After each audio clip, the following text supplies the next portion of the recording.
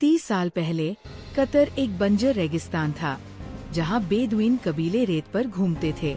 आज इस छोटे से खाड़ी देश ने एक अमेरिकी राष्ट्रपति को $400 मिलियन का जेट गिफ्ट किया है। किसी भी अमेरिकी राष्ट्रपति के लिए अब तक का सबसे बड़ा जेट। अब वे लंदन में ब्रिटिश रॉयल फैमिली से ज्यादा संपत्ति के मालिक हैं। ये सब कैसे हुआ? चलिए जानते हैं अल थानी फैमिली की कहानी। एक ऐसी डायनेस्टी जिसने चुपके से $335 बिलियन का साम्राज्य खड़ा कर लिया और पश्चिमी सभ्यता को बदल रही है। कतर की कहानी पर्शियन गल्फ के रेगिस्तान से शुरू होती है। कुछ दशक पहले तक ये एक छोटा सा मोती मछली पकड़ने वाला देश था, जहां बेदुइन कबीले रेगिस्तान में रहते थे। लेकिन 1940 के दशक में तेल की खोज ने सब बदल दिया और फिर 1990 के दशक में कतर ने गैस की खोज की, जिसने इसे वैश्विक गैस सुपर पावर बना दिया। कतर की शाही फैमिली अल थानी ने इस नई संपत्ति को वैश्विक प्रभाव में बदलने का मौका देखा, जहां दूसरे तेल संपन्न देशों ने महल और सुपरकार्स पर पैसा खर्च किया। अल थानी ने एक अलग रास्ता चुना। 2005 में उन्होंने कतर इन्वेस्टमेंट अथॉरिटी QIA बनाई, जिसका मिशन था तेल और गैस की कमाई को दुनिया के सबसे महत्वपूर्ण शहरों में प्रभाव खरीदने में इस्तेमाल करना। नतीजे बिल्कुल हैरान करने वाले। चलिए शुरू करते हैं लंदन से। अल थानी फैमिली लंदन के कुछ सबसे मशहूर लैंडमार्क्स की मालिक है। हैरोड्स डिपार्टमेंट स्टोर, जिसे $1.5 बिलियन में खरीदा गया। द शार्ड, पश्चिमी यूरोप की सबसे ऊंची इमारत। Canary Wharf business district, Olympic village और मशहूर सवॉय होटल का आधा हिस्सा। वे लंदन में ब्रिटिश रॉयल फैमिली से ज्यादा संपत्ति के मालिक हैं, लेकिन उनका प्रभाव यही नहीं रुकता। पेरिस में उनके पास लग्जरी पेनिनसुला होटल, $80 मिलियन की ऐतिहासिक होटल लैम्बर्ट और LVMH लग्जरी ग्रुप में बड़ी हिस्सेदारी है। उन्होंने Paris Saint Germain football club को भी वैश्विक ताकत बनाया, जिसमें नेमार के लिए $246 मिलियन और एम्बापे के लिए $235 मिलियन खर्च किए।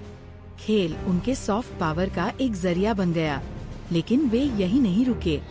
फैशन की दुनिया में अल थानी ने चुपके से वैलेंटिनो को $858 मिलियन में, बालमैन को $654 मिलियन में खरीद लिया और टिफनी एंड कंपनी में भी बड़ी हिस्सेदारी ली।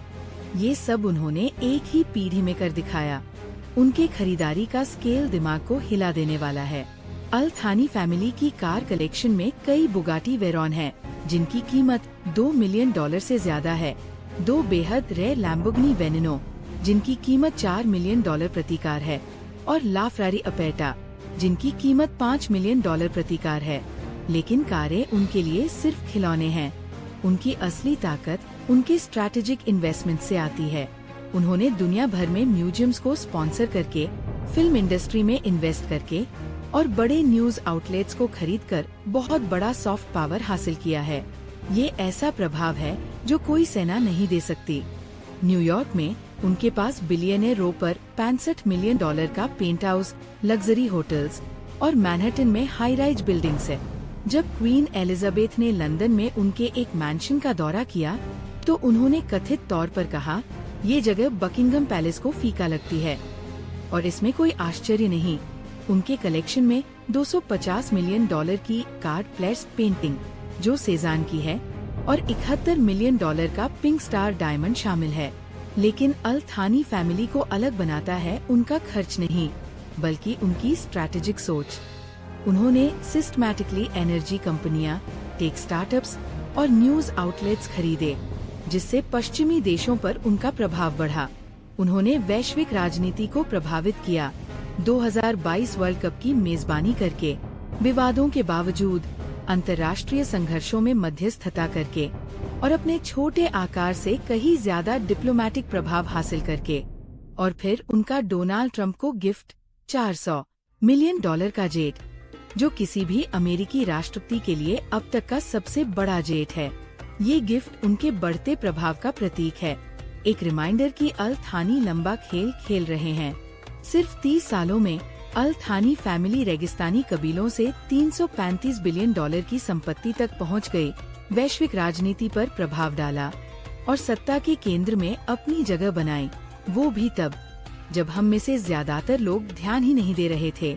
इस चुपके से बन रहे साम्राज्य का अगला कदम क्या होगा? नीचे कमेंट में अपनी राय बताएं।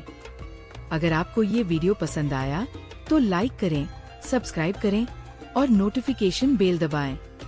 ऐसे और फ्रेमवर्क्स और फ्यूचर टेक प्रेडिक्शंस के लिए मुझे फॉलो करें। देखने के लिए धन्यवाद।